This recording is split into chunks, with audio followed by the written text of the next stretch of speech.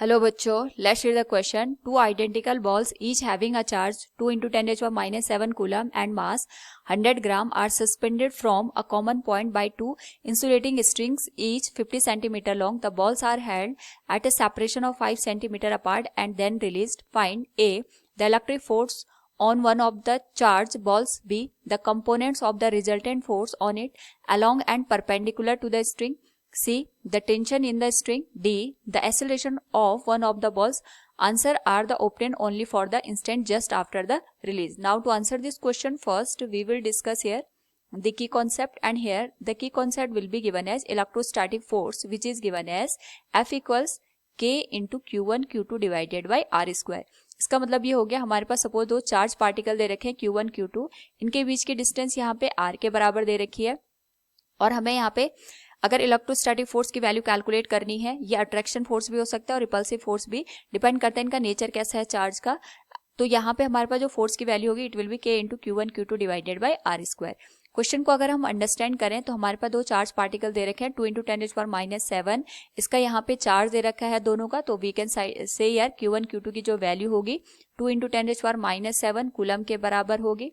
इनका जो मास होगा ये 100 ग्राम के बराबर होगा, जिसको हम यहाँ पे केजी में 0.1 किलोग्राम के बराबर लिख सकते हैं. और यहाँ पे इनको हमने एक जो स्ट्रिंग ले रखी है जिसकी लेंथ 50 सेंटीमीटर है, इसके थ्रू यहाँ पे हैंग कर रखा है. तो अगर हम इसको ऑब्जर्व करें तो हमारे पास जो यहाँ पे लेंथ निकलेगी वो 0.5 मीटर के बराबर होगी. इस तरीके से हमने यहाँ पे जो स्ट्रिंग्स के थ्रू दोनों चार्ज पार्टिकल है इनको एक डिस्टेंस पे प्लेस किया है. ये जो डिस्टेंस की वैल्यू है अकॉर्डिंग टू द क्वेश्चन ये 5 सेंटीमीटर हमें दे रखी है, जिसको हम 0.05 मीटर के बराबर यहाँ पे लिख सकते हैं. क्वेश्चन के अकॉर्डिंग अगर हम ऑब्जर्व करें तो सबसे पहला जो पार्ट है वो हमें इलेक्ट्रोस्टैटिक फोर्स का निकालना है. तो यहाँ पे क्योंकि दोनों रिपल्सिव फोर्स लगेंगे, चार्ज का नेचर सेम है, सबसे पहले हम Fa की वैल्यू कैलकुलेट करेंगे. अदर फोर्सेज अगर हम इस पे ऑब्जर्व करें तो डाउनवर्ड डायरेक्शन में इसका वेट एक्ट करेगा और यहाँ पे जो टेंशन फोर्स टी है वो एक्ट करेगी. यहाँ पे हम मान लेते हैं एंगल बन रहा है हमारे पास थीटा के बराबर. तो यहाँ पे सबसे पहले हम ए पार्ट की अगर बात करें तो हमसे Fe की वैल्यू पूछी गई है. We know that electrostatic force की वैल्यू होती है K into Q1 Q2 divided by R square. क्योंकि Q की वैल्यू सेम है हम डायरेक्ट Q स्क्वायर लिख सकते हैं. K की वैल्यू आ जाएगी हमारे पास 9 इंटू 10⁻⁹ के बराबर. चार्ज का अगर हम स्क्वायर कर दे तो ये आ जाएगा 2 का square 4 into 10⁻⁻14 divided by R की जो वैल्यू है ये हमारे पास, क्योंकि दोनों के बीच के डिस्टेंस 0.05 मीटर के बराबर है, तो इसका जो स्क्वायर करेंगे ये आ जाएगा 0.0025 के बराबर. सॉल्व करने पे ये जो वैल्यू निकल के आएगी it will be given as 14400 into 10⁻⁵ newton. अगर हम इसको ऑब्जर्व वैल्यू आ जाएगी हमारे पास 0.144 newton. This will be the answer of the first part. तो हमारे पास यहाँ पे फर्स्ट पार्ट की वैल्यू हमने कैलकुलेट कर ली है. सेकेंड पार्ट के लिए हम यहाँ पे जो डायग्राम है उसको दोबारा से ड्रॉ करेंगे. इस पर्टिकुलर केस में हमसे ये पूछा गया है कि जो हम यहाँ पे दोनों चार्ज को इस तरीके से हमने 5 सेंटीमीटर की डिस्टेंस पे इनको रखा है, और अगर हम यहाँ पे इनको रिलीज कर देते हैं तो इस पर्टिकुलर केस में हमारे पास यहाँ पे जो चार्ज पार्टिकल होगा एक तरीके से सर्कुलर पाथ में यहाँ पे मूव करेगा. एंड वी नो दैट जब यहाँ पे सर्कुलर पाथ में मूव करेगा तो इस पे सेंटर की ओर एक सेंट्रीपिटल फोर्स एक्ट करेगा. That will be given as mv square divided by r के बराबर. यहाँ पे अगर हम बात करें तो रेडियली जो फोर्स एक्ट करता है उसको हम सेंट्रीपिटल फोर्स कहते हैं. क्वेश्चन में जो सेकंड पार्ट है इसमें जो रेडियल यानी हमारे पास यहाँ पे इस तरीके से अगर हमने इसको रिलीज किया, उस पर्टिकुलर केस में जब हम इसको रिलीज करेंगे तो इनिशियल वेलोसिटी 0 के बराबर होगी. तो इसका मतलब ये होगा कि हमारे पास यहाँ पे जो सेंट्रीपिटल फोर्स की वैल्यू होगी we know that Fc equals mv square divided by r, इसकी वैल्यू 0 के बराबर आएगी. क्योंकि जो t की वैल्यू 0 थी उस पर्टिकुलर केस में वेलोसिटी की वैल्यू 0 हमने कंसीडर की है. लेकिन अगर हम यहाँ पे अदर फोर्सेस को देखें तो ये टेंशन फोर्स t एक्ट कर रहा है, इसका जो वेट है mg ये डाउनवर्ड डायरेक्शन में यहाँ पे काम कर रहा है. अगर हम इसको यहाँ पे एंगल थीटा कंसीडर कर रहे हैं तो इसके करस्पॉन्डिंग यहाँ पे हमारे पास जो एंगल बनेगा थीटा ये भी थीटा के बराबर बनेगा. तो ये कंपोनेंट आ जाएगा mg cos theta and this component will be mg sin theta के बराबर. क्योंकि साथ में इस पर रिपल्सिव फोर्स Fe भी एक्ट कर रहा है ड्यू टू दिस चार्ज. तो यहाँ पे अगर ये थीटा एंगल बना तो ये 90 माइनस थीटा बनेगा. अगेन यहाँ पे ये जो एंगल बनेगा इट विल बी थीटा. तो इसके करस्पॉन्डिंग यहाँ पे जो वैल्यू निकल के आएगी इसके कंपोनेंट अगर मैं कर दूं तो ये आ जाएगा Fe cos थीटा एंड जहाँ पे हमारे पास mg cos थीटा आया उसी के करस्पॉन्डिंग जो वैल्यू बनेगी that will be given as Fe sine theta के बराबर।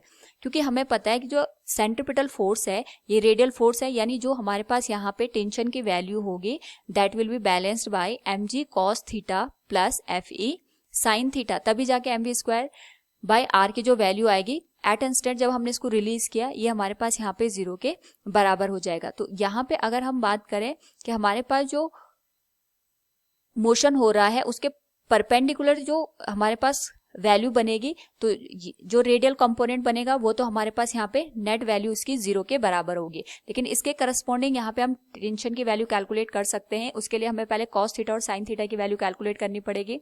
वी नो दैट ये डिस्टेंस हमारे पास d के बराबर है, this distance will be d/2 और ये टोटल लेंथ L के बराबर है।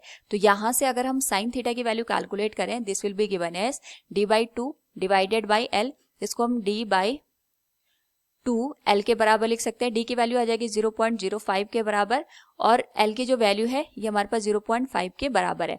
तो यहाँ से हमारे पास वैल्यू सॉल्व करने बन जाएगा 1/20 के बराबर। cos थीटा की वैल्यू हम यहाँ से कैलकुलेट कर सकते हैं 1 माइनस साइन स्क्वायर थीटा से, और यहाँ से इसका स्क्वायर रूट लेने पे अगर मैं वैल्यू पुट कर दूं यहाँ पे तो डायरेक्ट हम वैल्यू लिख सकते हैं, इट विल बिकम 0.998।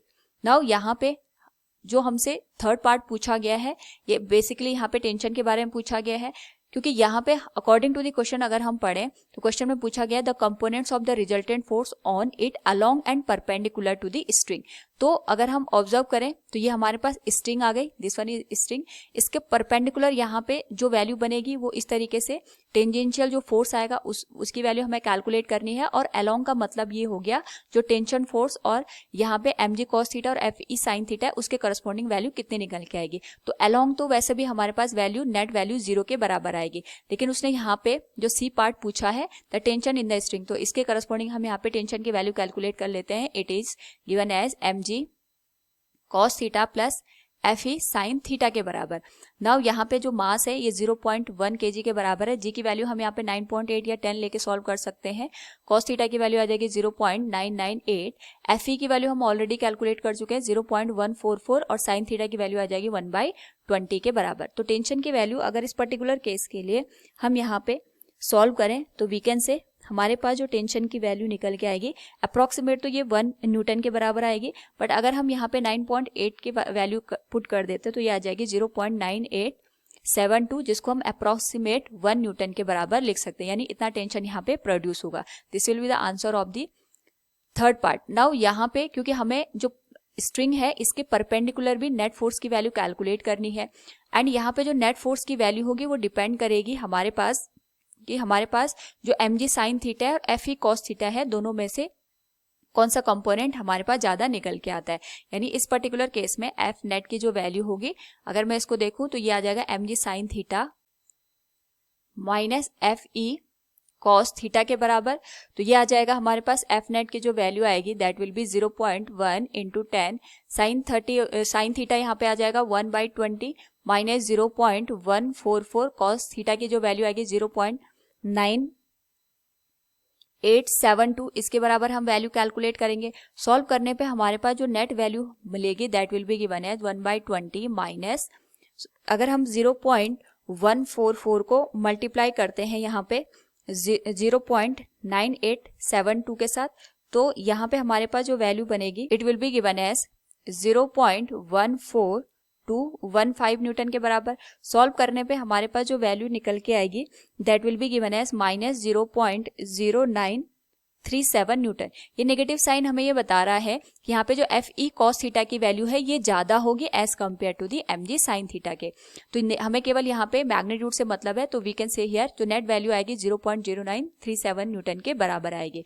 तो जो क्वेश्चन में हमसे सी पार्ट पूछा गया था we have already calculated that, and जो डी पार्ट है इसमें हमसे एक्सेलरेशन पूछा गया है वन ऑफ द बॉल के बारे में। क्योंकि यहाँ पे हमें पता है कि जो हमारे पास अलोंग फोर्स निकल के आ रहा है वो तो 0 के बराबर है, लेकिन जो परपेंडिकुलर हमारे पास फोर्स है उसका जो मैग्नीट्यूड है दैट इज 0.0937 न्यूटन के बराबर है, और इसकी जो वैल्यू होगी that will be mass of the ball multiplied with acceleration a की वैल्यू अगर हम यहाँ से कैलकुलेट करें तो we can say that will be given as 0.09 0.37 newton divided by इसका जो मास है 0.1 kg के बराबर निकल के आएगा. That will be given as 0.937 meter per second square. This will be the final answer. So from the given question we have calculated all the part. Hope all you understood it. Thank you and best of luck.